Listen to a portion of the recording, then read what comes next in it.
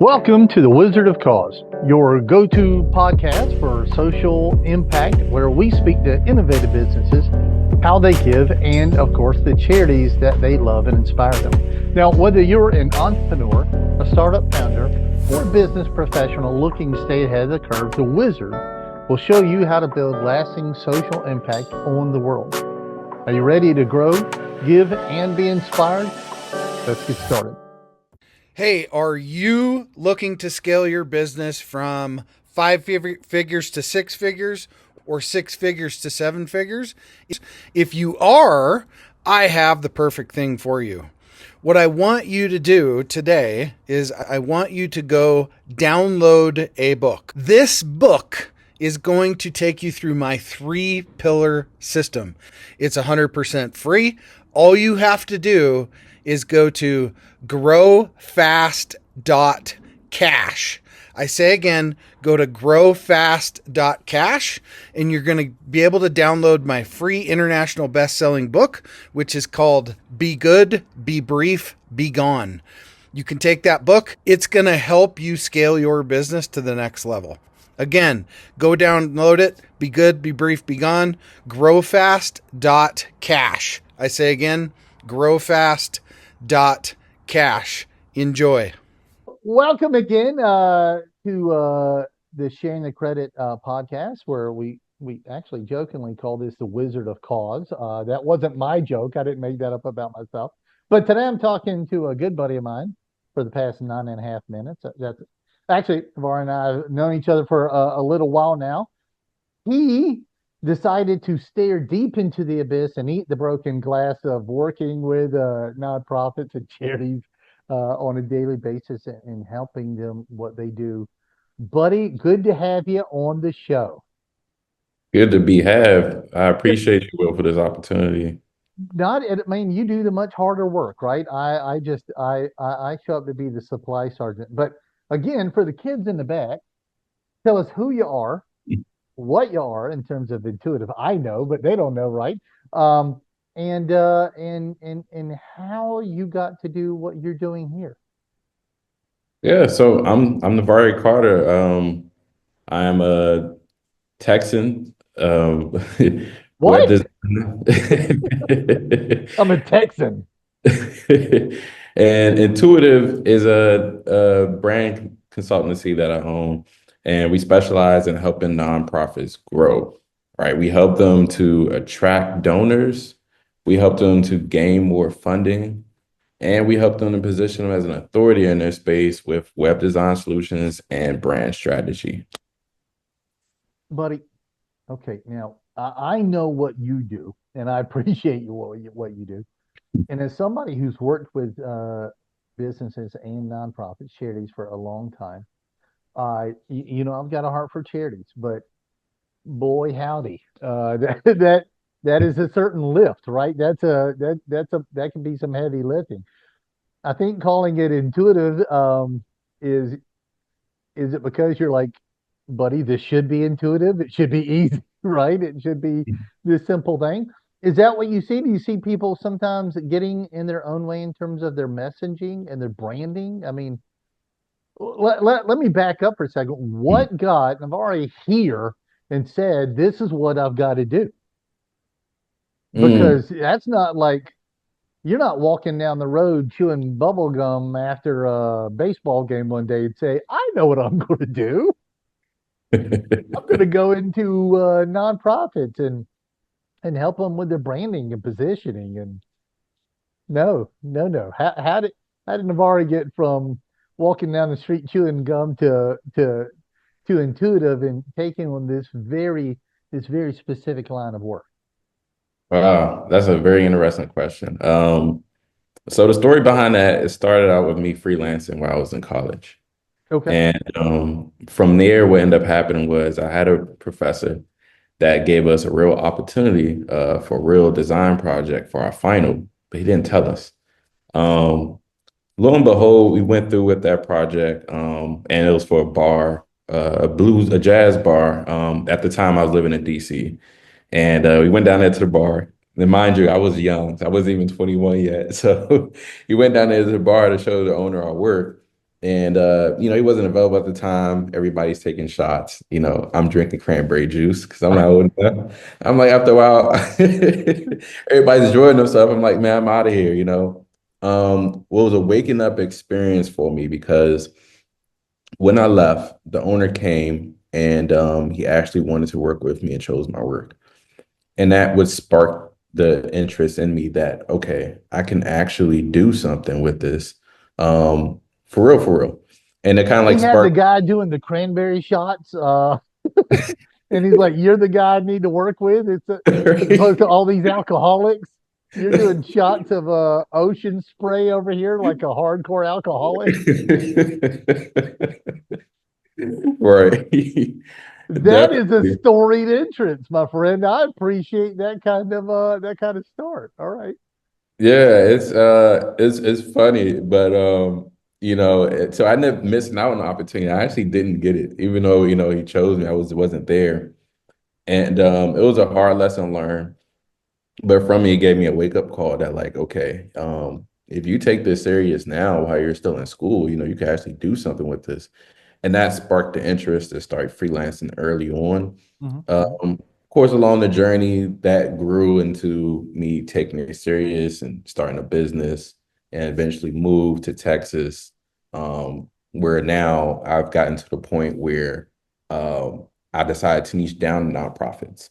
And that was just on a personal spiritual journey of my own, where I came to the realization of that was my purpose and my calling, to utilize my gifts and talents, to make an impact, a greater impact. Um, and so what ended up happening was I had a client, uh, I would say about like 3 years ago, right before I moved here to Texas. There was a nonprofit that was based in Austin, Hmm. and they had a shoestring budget and needed a website. And I was just kind of like, nah, I don't know if I can work with that budget. And I had a friend of mine who referred that nonprofit to me. And you won't believe this. Her name is Blessing. And Okay. not kidding. And she just kept urging me, and I just felt convicted, which was weird. Usually I don't feel convicted, turn down a client, but I felt convicted for some reason. So I decided to go forth no matter what. And I'm glad I did. And to date, that was the most successful client we've had. Wow. Um, we ended up helping this nonprofit, starting them off from scratch. And from 3 years, they went from their first year, I think maybe making 60K in donations, to after we redesigned their website and helped re-strategize their branding and help them to actually utilize that, implementing, operations within a nonprofit. Last year alone, they made $1.1 million in funding. That that's a swing. To go from 60K to in excess 1 point what? 1.1, 1.1 million.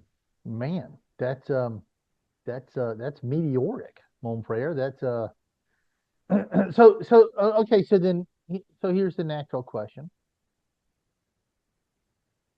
What's the common problem that a charity has? Right? What's the thing that you see on a day-to-day basis, that the common challenges that a nonprofit has in terms of branding and positioning themselves? Because I mean, a website, if your message isn't clear, if you don't have it right, if you don't have it readable and usable, um, I can imagine your budget, your pieces getting in the way. But what does Navari see, you know, in the majority of his cases that the nonprofit is really struggling? And I'm saying if we were having right here a common replay section, if somebody jumped to the 4 minute 34 second whatever it is mark, right? Um, what's the common challenges that you see for the nonprofits in terms of brand and position? Definitely. I think it's the most I've seen personally is that there's an awareness issue at hand, right? It's Mhm. how best do I communicate my message so that people care about my cause just as much as I do? instead of assuming people do because you told them the cause, right? And I think that is something that's very Say underwhelming. that again. No, that's an underline moment. Go ahead, say that again. I would say the biggest challenge most nonprofits I see have is an awareness issue. They're How do trying I to make get people to care about their cause just as much as they do, right, right. but they're not communicating in a way that people are actually connecting with them emotionally. I don't think it's the same way I said it before, though, but No, yeah, because no, and it was so beautiful because and you just punched me like right there between the eyeballs because it's like message is so important, right? And definitely. being able to tell somebody, but just because, and you said it's not just because I tell them, right? You can say, here's this important thing, but just because I said that doesn't mean anything. But the message and that delivery, that branding, that that really boiling it down and telling them that, clearly, concisely, being able to understand the message so that it evokes something emotionally in them in the first place, right? It, Yeah. I heard somebody say a while back, and they said, smart people, you know, have an ability to take a complicated thing and make it sound simple, Mm, right? that's very true. Now they were complaining because they said overly stuffed windbags have an ability to take the simplest thing in the world and make it sound like this big giant rat's nest of reasons but a smart person takes this complicated thing and can put it just like that. I feel exactly what you're saying. I was working with a nonprofit, right? And it was a jail ministry, and I loved it because their job was they were putting chaplains in jails, right? And they found they had an incredible number, um, and their rate of the rate of recidivism, the national rate of if you're getting out of jail, the chance of you're going back to jail um, is in excess of 80. It's like 82, 83%, right? Um, Yeah. their lack of recidivism rate, there was if you went through their program, you had an 80% chance of never seeing the inside of a jail again, right? Wow. Right. Now, see, you go, wow. But I'm like, they weren't telling anybody that. When I found that out after 2.5 days of of rectal style surgery, climbing through data. I'm like, why are you not yell? That is that's your elevator pitch. Right. 80% of the men and women that go through our program, and this is inside of a jail, right? Mhm. 80% of the men and women go through our program, never see jail again. One sentence. And but pulling those teeth, getting that data out of them. They had to, you were saying it's not important just because you tell me it's important, right? They're going through it, all this song and dance. And I said, everything you need to say is wrapped up in that one sentence. Why are you not yelling this from the rooftops or the daily? And their messaging was so off. And I'm not a marketing guy, but I literally, I said, I made a suggestion and they actually took it. They had a banquet coming up and they put a big 80 on every table, right? It looked like the back of a jersey, right? So, you're watching a college game, you're seeing somebody's, what's the 80? And it says, we are the 80%. What's the 80%? 80, and they had all these men and women that had gone through the program. They were not in jail, right? And that's the whole point. They got out, they stayed out, and it was a beautiful thing. Right. So I got a weird question for you. And Yep. you can tell me we're buds. If you had a time machine and you went back in time, and it's not to do a big investment, not to be a bit, you can't be a billionaire, you can't. No, in this time machine, you get to go back into time somewhere in the past, in your past, and have one food item, one meal, one thing from this one restaurant, this one place, this one relative, what would it be? Ooh, All right, see now when you oh wait a minute now. We got that's a game. Okay. All just right. one. You got yeah, you can it's your grandmama made this dessert, your Aunt Kathy, who passed away in 97, used to make this casserole when you were a kid. This one restaurant used, when you were 5, they made whatever. What food would you go back? Now, if it's a whole dinner, if it's a whole meal, if you wanted to go back into 1975 and go to Red Lobster, uh, because that was a whole joint back in the day.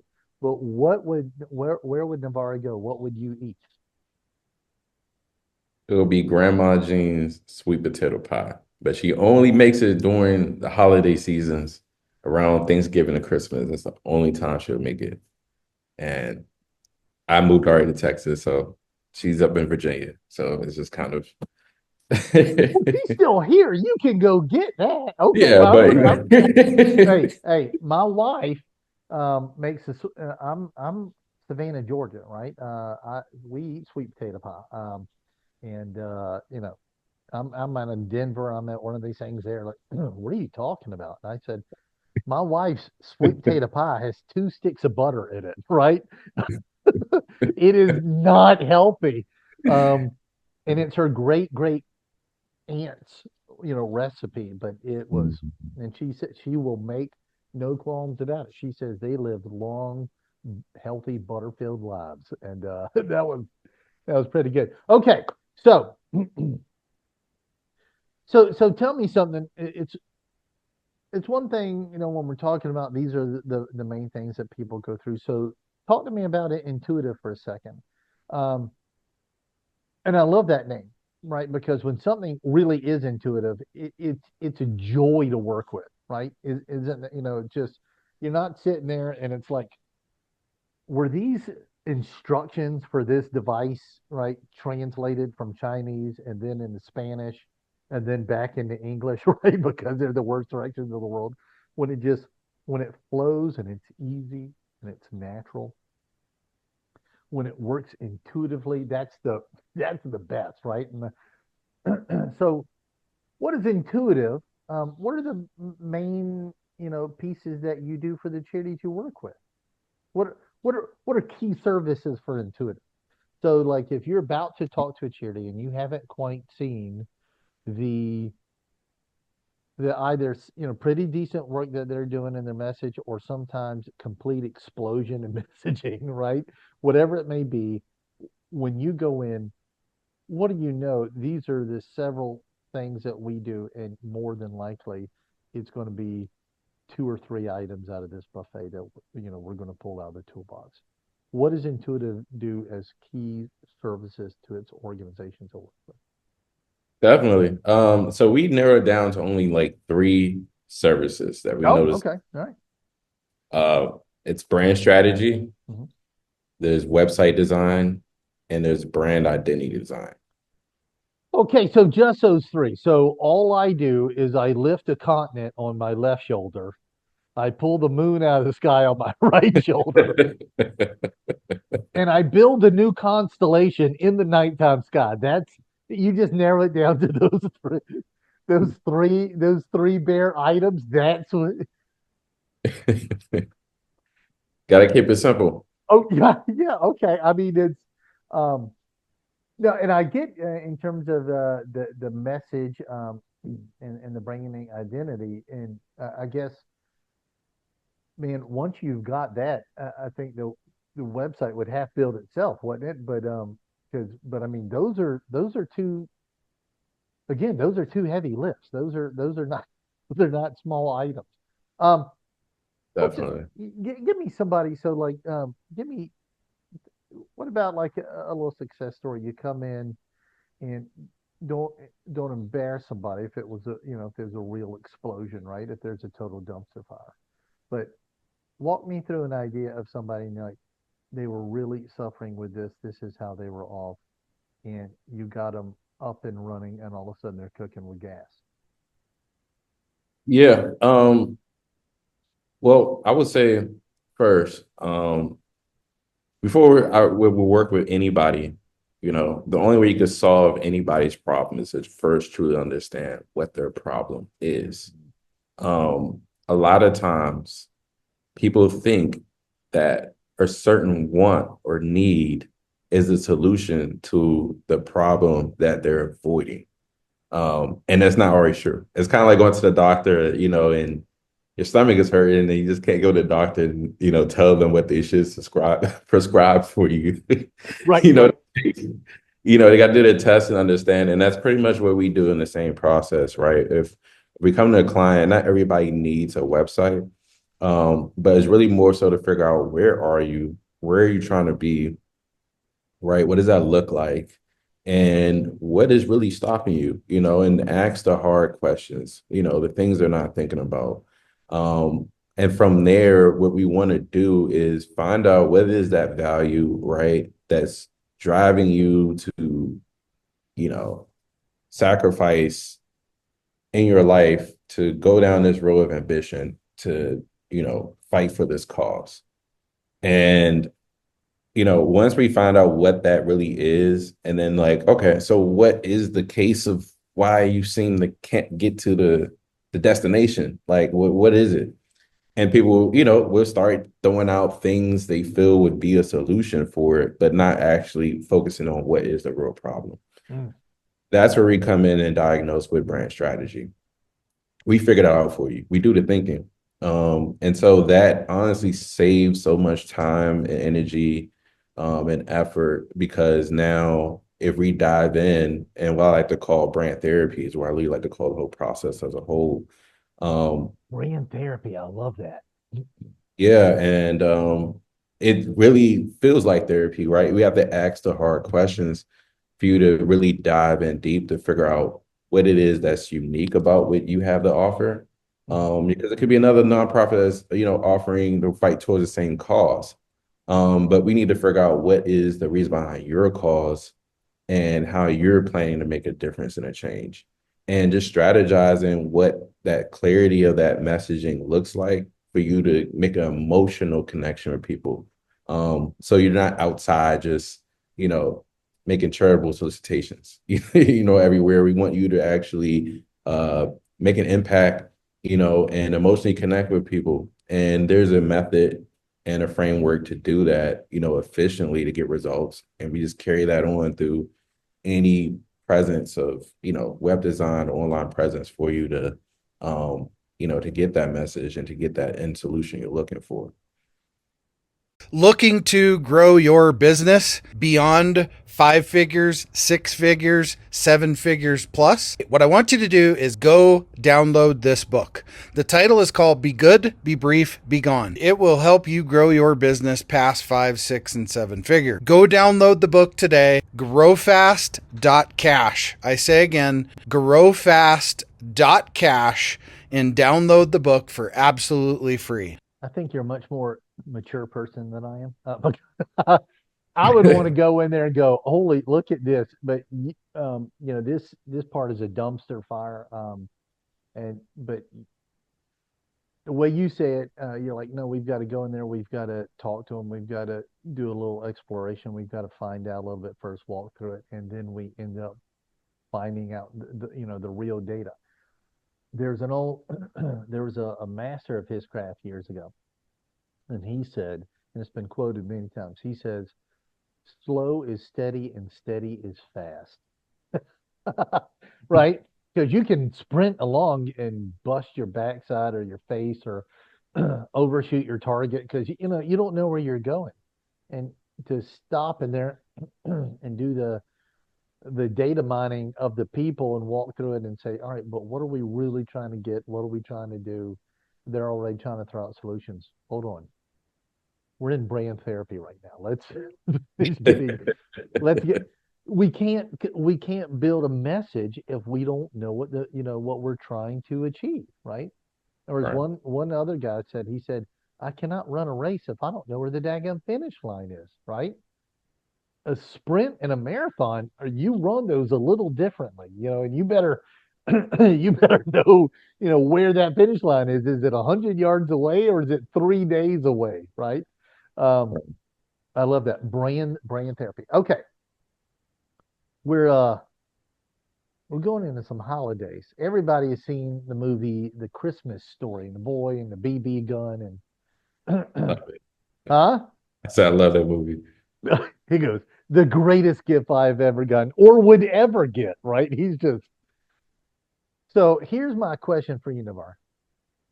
What gift as a child today still resonates with you? Now, and it can be the gift you never got. It might be the BB gun you never got, right? But what was the gift as a child and you got and it knocked your feelings out, or you were like there was this always this little background pain because there's this one little thing that'll. You know what? I'm gonna be honest. I don't think I really even shared this No, before. lie to me, lie. You Okay, be honest. Go ahead. I know won't tell what? anybody except for like the 15 million people that watch these things every 90 days. I would say the most impactful gift I've gotten as a kid. I don't remember receiving it, but I still have it today. What's Uh, that? what it is, and you probably remember this too, Hmm. in the early 90s. You know those little beanie babies? Yeah, yeah, yeah, Yeah, I still have the one since I think maybe I was maybe 4 or 5 that my grandmother that passed away during COVID gave to me at that age, that young. I don't remember receiving it, but now here I am, 33 years old, and I still have it with me in same exact great condition. And the funniest thing about it is that it wasn't intentional to keep it, but the sentimental value behind it to keep the gift overall from what it means, and it actually is valuable now.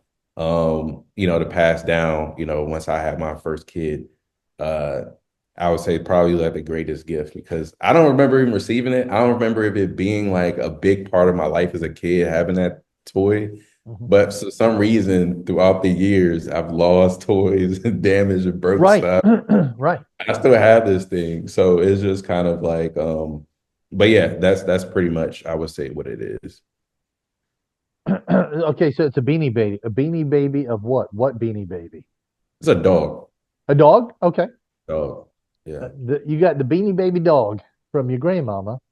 And unfortunately, we lost her in COVID, but for some reason, by hook or by crook, all the toys that you have beaten up, destroyed, lost, broke, this one has remained in mint condition in the Carter household into your 30s.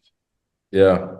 It's crazy, right? It's it's funny. It's like, why would you even keep that or even, but the funny thing about it is that um out of everything, it still remains. Because for some reason your grandmama gave it to you and it held some little touch of, little magic to it. And so you always put it up here. You put it to the side, maybe didn't play with it so hard that you beat it to death or do all these things, with some toys that don't always live through our lifespans. But now, even into your 30s, it's still there going strong. Right. All right, all right. Right.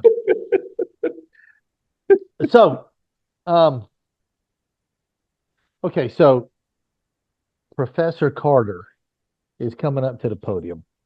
All right.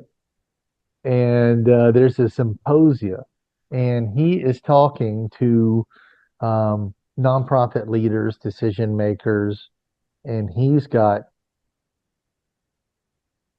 3 steps, right?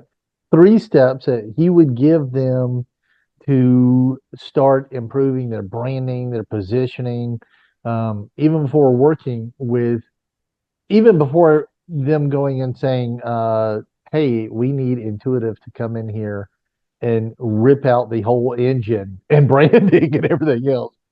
What are the things that you would tell those decision makers, you would tell the nonprofit leaders and those people, you would say, here's 2 or 3 steps that you could do right now.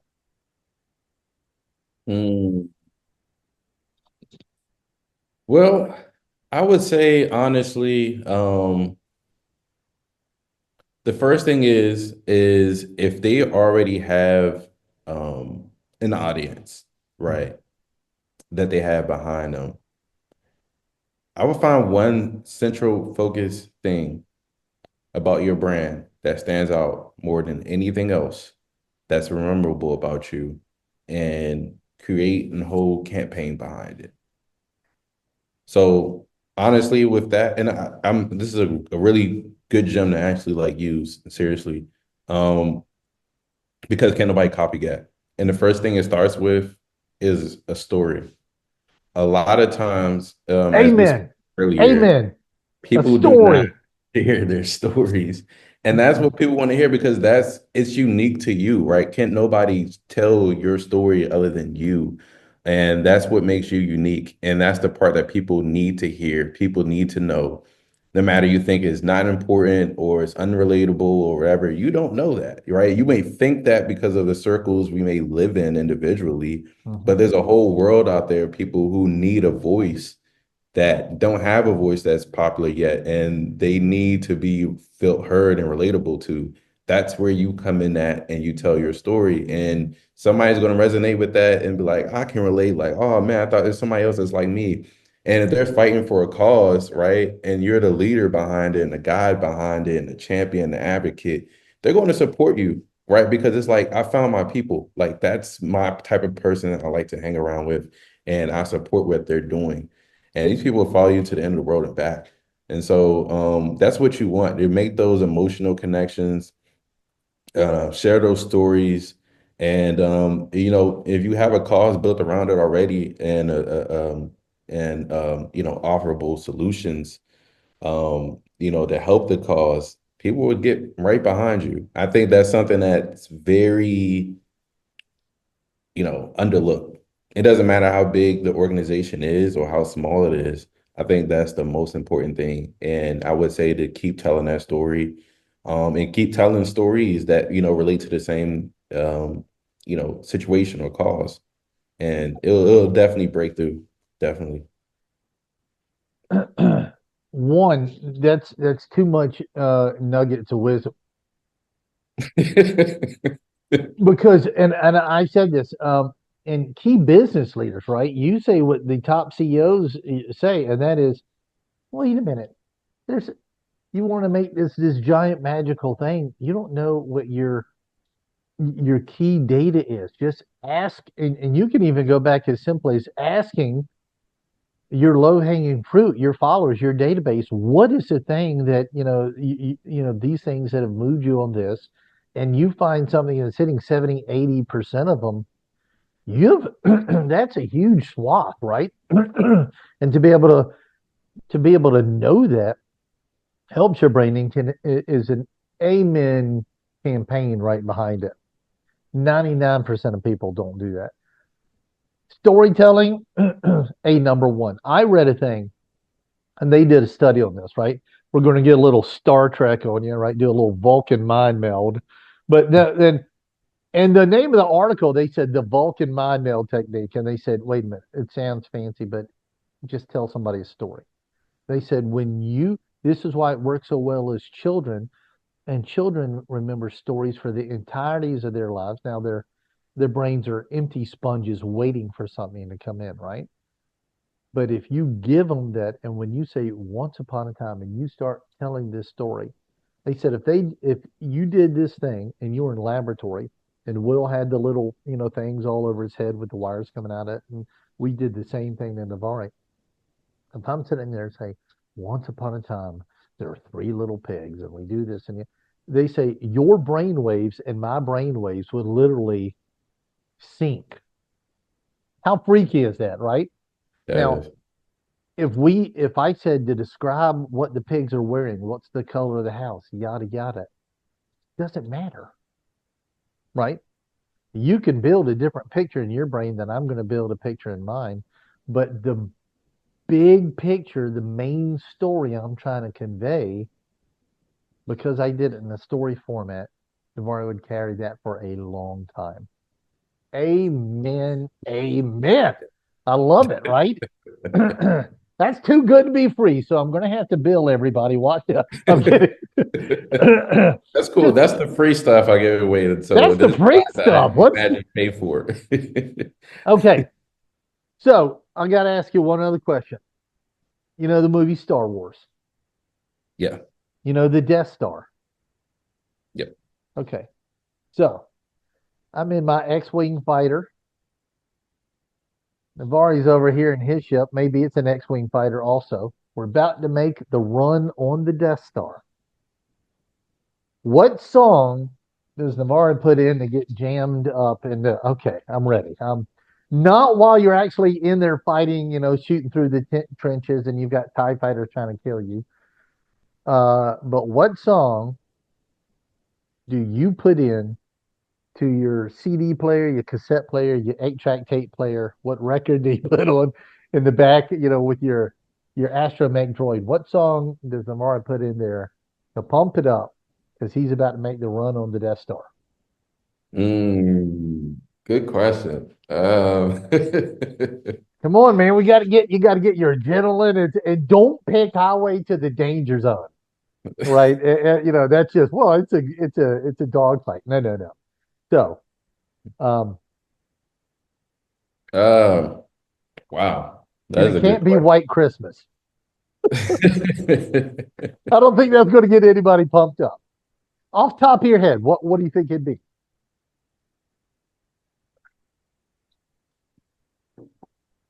You know what? I mean, I could just think of lately just to be consistent with things. I'm trying to think off my head. It's just too much to think about. Mm. I would say Kendrick Lamar. Kendrick Lamar. Um, yeah, I would definitely say his latest album out is probably something I would do listen to get me pumped up before working. Yeah, Okay. definitely. See, there we are. I told somebody the other day, I'm like, mine would be from the late '70s. It'd be from the rock and roll band Kiss, calling Doctor Love, and and I don't know why, right? But and I talked to a buddy of mine, and he's like, his was from the '80s. It was a band called Europe called the Final Countdown, a real a hair band, but a big '80s rock and roll hair band. But he'd do Final Countdown.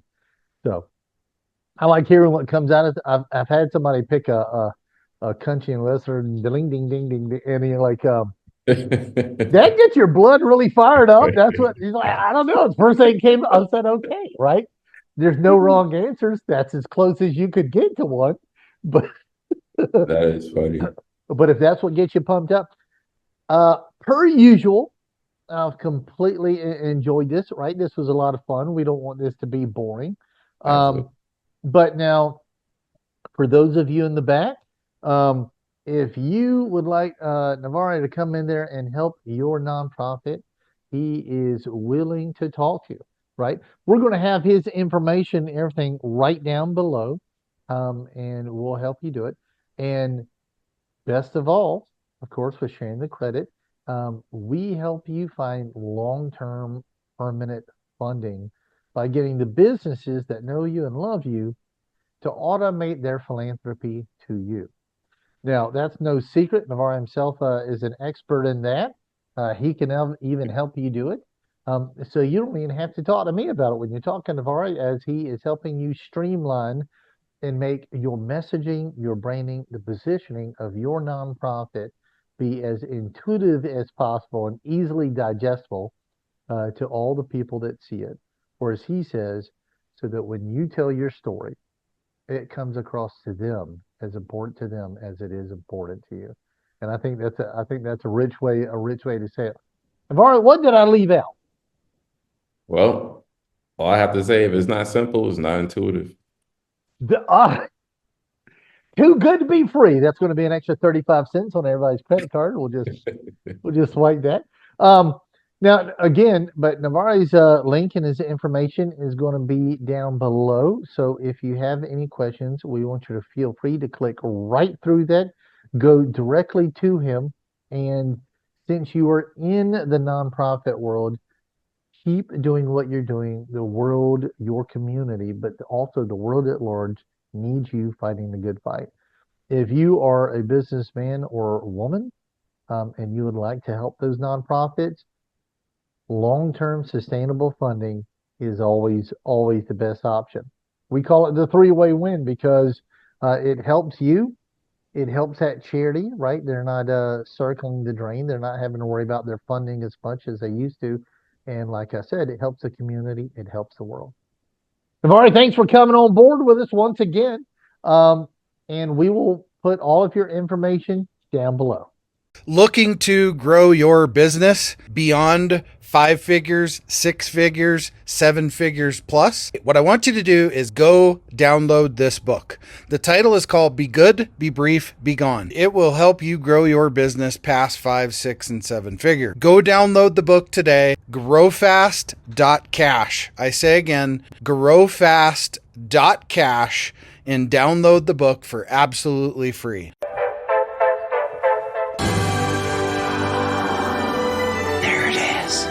Magnum! Holy moly. Yeah, baby! That's what I've been waiting for! Dear God, it's beautiful.